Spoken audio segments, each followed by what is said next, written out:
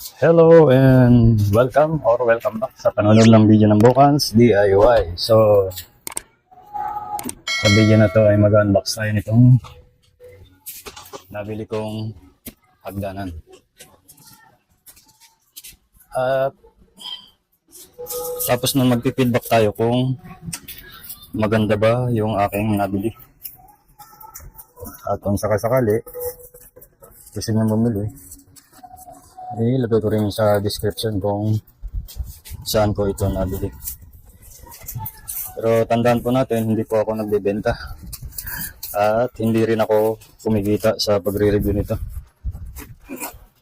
Ang sa akin lang ay ma-share ko sa inyo yung mga aking mga nabibili para sa ganon kung kayo man ay gustong bumili ng ganito, magkakaroon na kayo ng idea at malalaman niyo na kung saan kayo bibili. Ito, hindi tayo magiging bias o kung ano pa man. Sabihin natin yung maobserbahan natin dito. Yung totoo lang.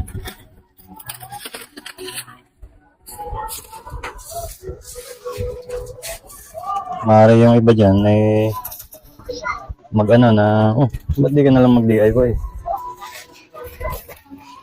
Nakakapagod rin po kasi mag-DIY. Lalo na matanda ka na.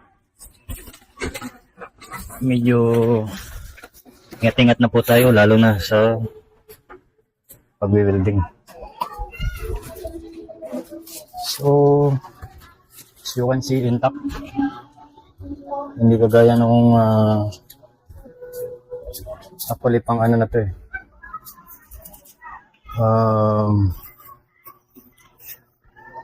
Actually, pangalawa na tatong dumating sa akin. Yung unang dumating sa akin ay ayan, bungi-bungi. Kaya ibinalik ko yun. Kahit na medyo mabigat, binalik ko talaga sa drop zone ng ano. Uy, merong butas dito. Pero konti lang. So, measure natin. Ang in-order ko na to ay 12 feet. So, yan binili ko 12 feet. 37 boxing niya. So, yung measurement niya ng haba 37, lapad 14. At yung kalakihan niya is 10.5.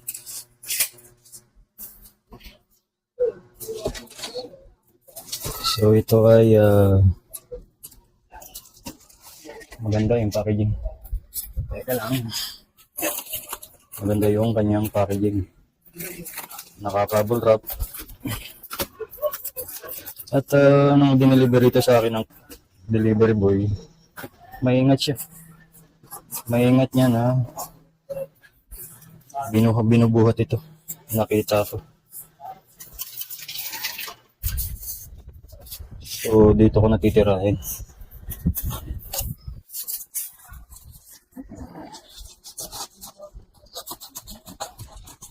So, mabalik tayo sa tanong na bakit di ka na lang mag-DIY. DIY kasi medyo hindi naman sa pero gusto natin yung medyo decente rin tingnan. Yung mga nakikita natin sa mga kontraktor na alloy, yung hagdan, diba, medyo nabibigani ka eh.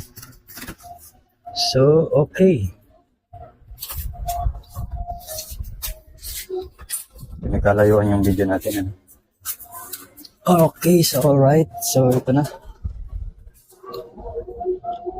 Wow. Medyo napawabaw ko kasi magandang quality. Tapos buhatin natin. Ayan. So medyo may kabigatan siya, pero Estimate mga siguro lagpas 15 kilos.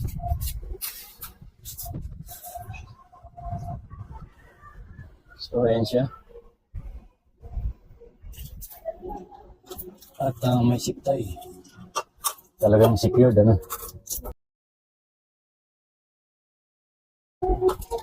Naalala ko kasi yung mga nangihiram ng tayo sa kapitbahay dati. Parang nakakahiya na. Yung bang tipo na oo. Hindi ka naman tatanggihan kasi kapitbahay kaya kanya. Pero sa katagalan makikita mo na umaasim yung mukha.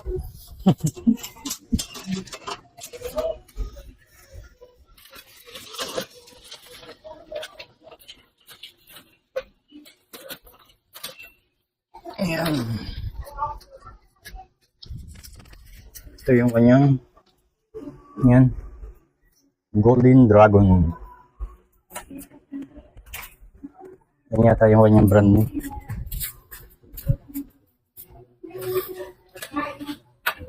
Doon. It's alright.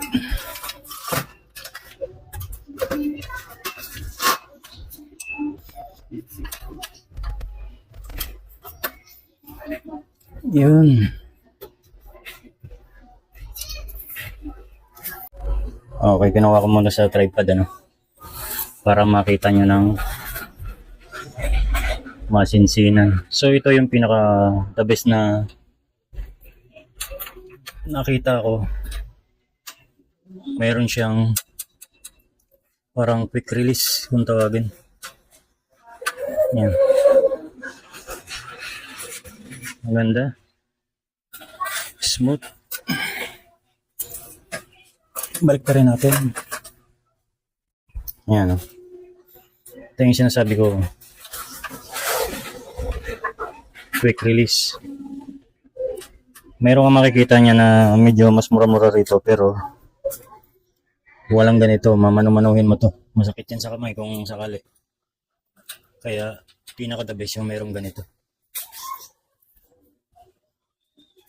Balik rin natin. Ayan. Kabilaan. May quick release. Kabilaan. At balik pa rin natin. Ayan. Magtatanggal tayo ng isang piraso para may pakita ko sa inyo kung gaano siya kakapal. Siya nga pala. Kuha tayo ng magnet. Itong magnet ito, malupit na magnet ito. Nakalimutan ko lang yung tawag. Pero galing ito sa CPU, yung hard drive. Yun, para lang ma-check kung talagang alloy ba siya. So alloy nga, ano? Yan. Ayaw dumikit. Yan. Pero dito sa bakal, ito yung bakal. Yan, oh. Kapit na kapit, oh. Malupit na magnet yan. Kaya yan yung mga pang testing. Yan, oh. Pero dito, yan, oh. Wala. Yan, oh. Kita mo pang lumalagatak, eh. O, itatapon ko. Yan, oh. Dito. So, wala. Yan pa. O, dumikit siya sa tornilyo. Pero dito sa pa, hindi. So, 100% aluminum ito.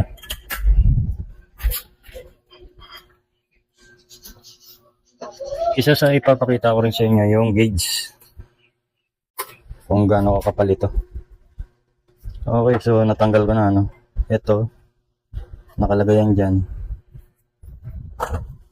Tapos ito, may nakadoble pa. Ito panigurado ito kung gusto nyong hindi nyo kakabit itong kanyang paa. Walang problema.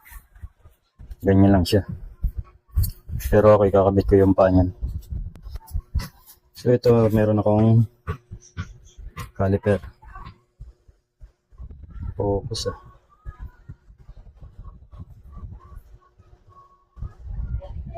Yun lang.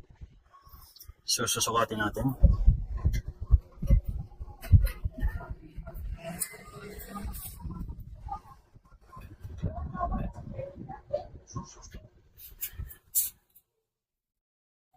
So, ayan yung kanyang measurement. Kamote, hindi yata mag-focus eh.